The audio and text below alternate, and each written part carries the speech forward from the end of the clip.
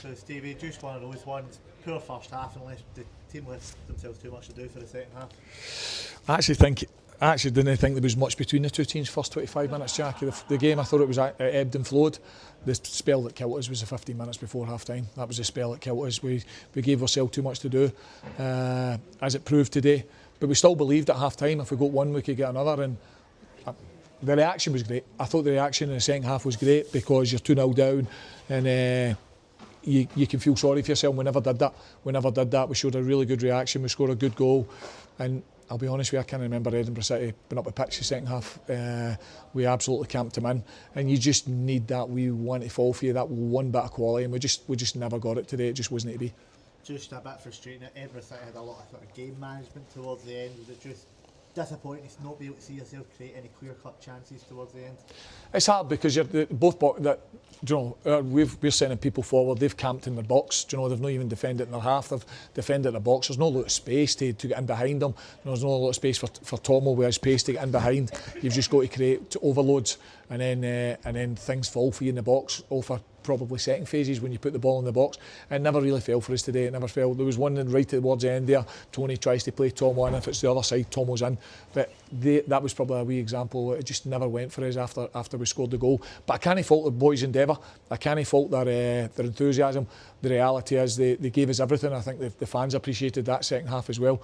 I think they've seen a team that's really, they knew the first half they let themselves down, that 15-minute spell, but they came out with a real reaction, and it wasn't to be today. Are you just hoping that after the second half performance you can take that in the next game and be right on the front foot for the start? Exactly. I think we need to remember we've only been beat once in 9 games, so it's I think people have forgot that. I think it's I was hearing at the start of the season if we're by the end of August, if we've got the points back, we'll be delighted. And now people were sitting in fifth, and now some people have been beat once in 9 games, and some people are saying something, a different narrative.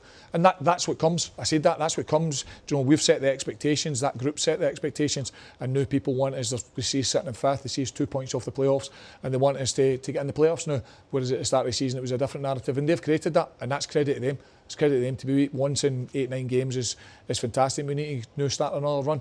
We knew we were not going to go through the season unbeaten because that doesn't happen in League Two. So we knew at some point this was going to come. A day like today was going to come, and it's how we react to that. Sheikh has been a big part of this winning sort of unbeaten run.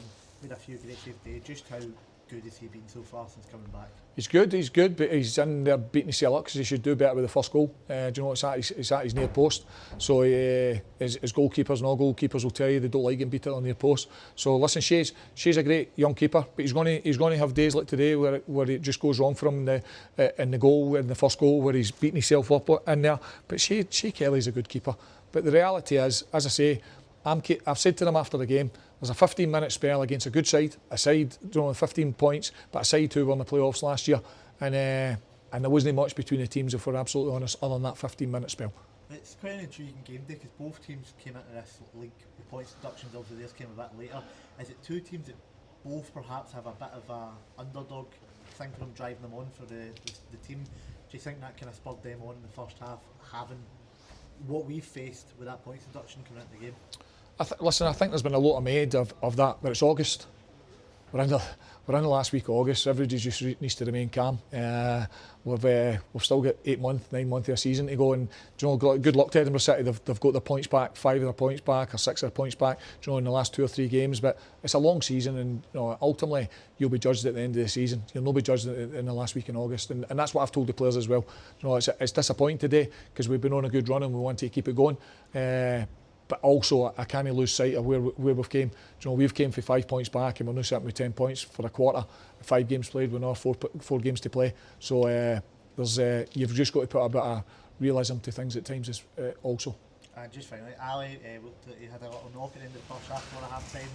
He had a wee knock. We got him some treatment at half time, but it was just, you seen and he shouted over that he wasn't quite right, so we had to get him off. Thankfully, I think it's just his hip, so he's not too bad, and we'll monitor him this week ahead of East Fife next week. Cheers, Steve.